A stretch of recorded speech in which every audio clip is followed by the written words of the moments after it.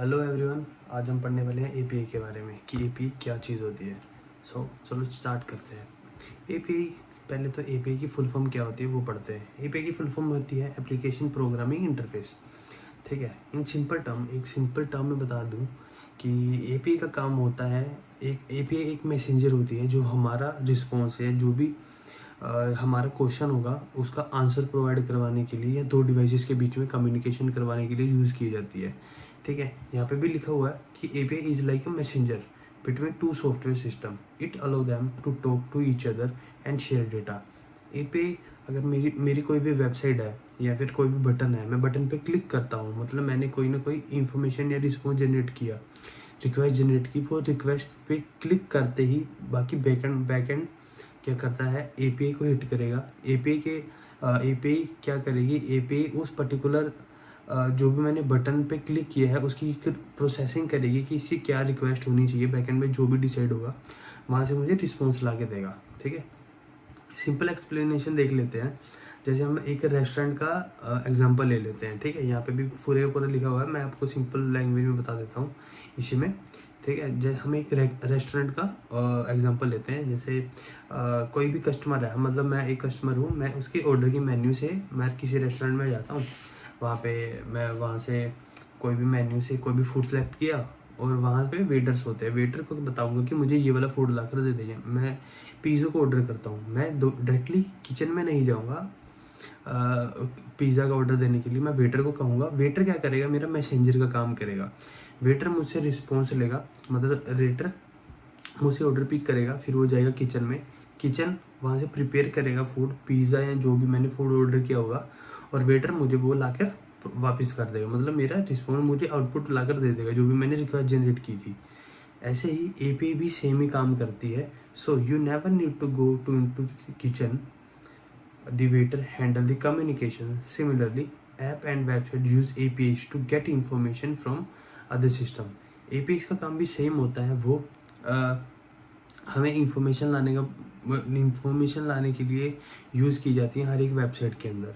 ठीक है, real life example देख लेते हैं। जैसे ऊबर या ओला, आजकल ऊबर ओला बहुत सारी ऐप्स हैं जो हमें एक जगह से दूसरी जगह पहुंचाने के लिए काम आती हैं। ठीक है, जब हम बुक करते हैं, किसी भी राइड को बुक करते हैं, ठीक है, ऊबर यूज़ करता है गूगल मैप की एपीआई, जिससे हमें उसकी लोकेशन और रूट का पता लग जाता है कि हम किस लोकेशन पे हैं, या फिर हमारा जो राइडर होगा या जो हमारा राइडर है, जो हमारी राइड है वो कहाँ पर है और हम किस रूट से जा रहे हैं। ठीक है, और पेमेंट गेटवे, अगर पेमेंट करनी होती है किसी ने भी, आजकल ऑनलाइन पेमेंट सिस्टम चलते हैं। ठीक है, पेमेंट करनी होती है, उसके अंदर जो ऊबर होता है वो अपना पेमेंट गेटवे नहीं सेटअप करता, वो एपीआईज लेते हैं हम। पहले से ही बहुत सारी एपीआईज बनी हुई है, पेमेंट की एपीआईज हैं, जैसे रेजर पे और पेपाल ने अपनी एपीआईज बनाई होती है। ये उनकी एपीआईज का यूज़ करते हैं और अपनी पेमेंट को प्रोसेस करते हैं। इनकी एपीआईज हम अपने ऐप के अंदर, ओला अपने ऐप में इंटीग्रेट करते हैं। उसके बाद वो जो एपीआईज होती हैं वो हमारे बैंक के थ्रू कम्युनिकेट करके हमारी ट्रांजैक्शंस को अलाउ करती है। दूसरा, जोमेटो और स्विगी जब हम कोई भी जोमेटो और स्विगी, जब हम रेस्टोरेंट से हमें कोई भी मेन्यू चेक करनी होती है तो हम रेस्टोरेंट की एपीआईज के थ्रू उनकी मेन्यूज़ को गेट कर सकते हैं। लोकेशन एपीआईज, हम अब लोकेशन एपीआईज के थ्रू हम अपनी पर्टिकुलर राइडर का या ऑर्डर, पर्टिकुलर राइडर जो भी हमारा सामान लेके आ रहा होगा उसकी हम लोकेशन को ट्रेस कर सकते हैं कि राइडर कहाँ तक पहुँच गया। SMS API to send you delivery update like order is out of delivery.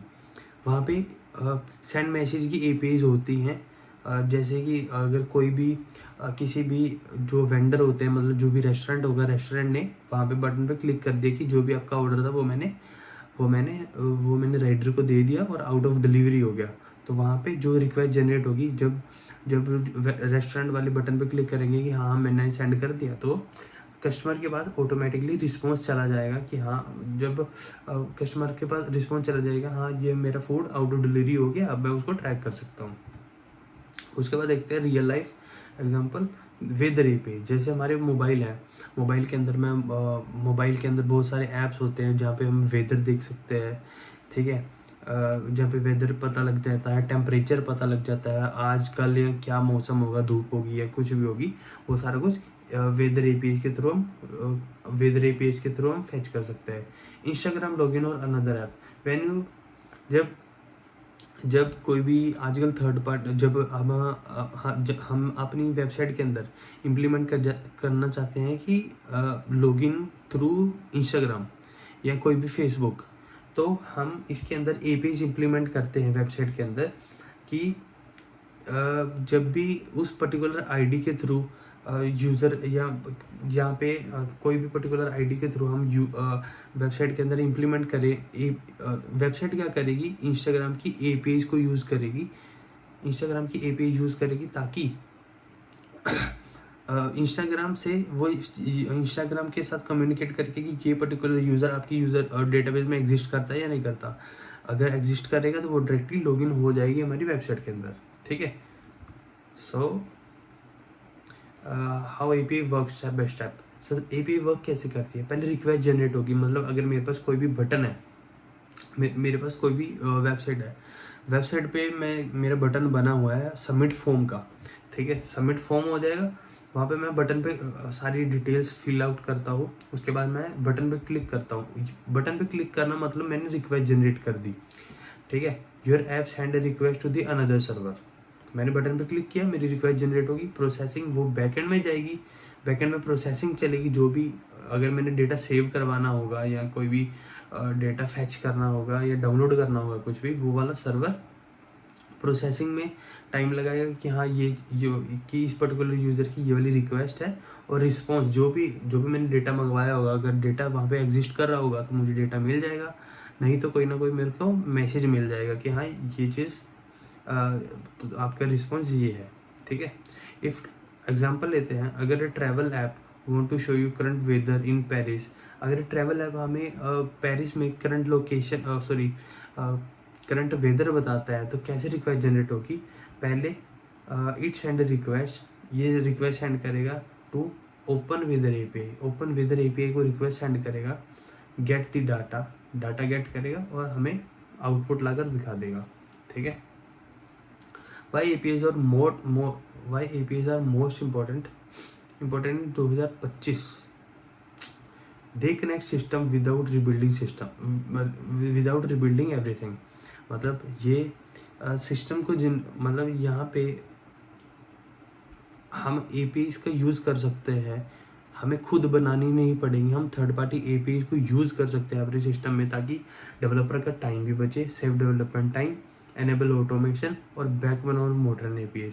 बहुत सारी मॉडर्न ऐप्स होती हैं जो आजकल खुद ही वो एपीआई नहीं बना रही, क्योंकि बनी बनाई एपीआई मार्केट में बहुत सारी मिल जाती हैं, जिसके अंदर बहुत सारी ऑटोमेशंस भी होती हैं, ऑटोमेटिक बहुत सारे एडवांस फीचर होते हैं जिसको हम या तो कुछ एपीआई फ्री मिल जाएंगे या उन्हें परचेज करना पड़ेगा, ठीक है। सो एपीआई मेनली बैकबोन होती है, मतलब ये एपीआई जो होती है हमारा काम बहुत इजी कर देती है, ठीक है।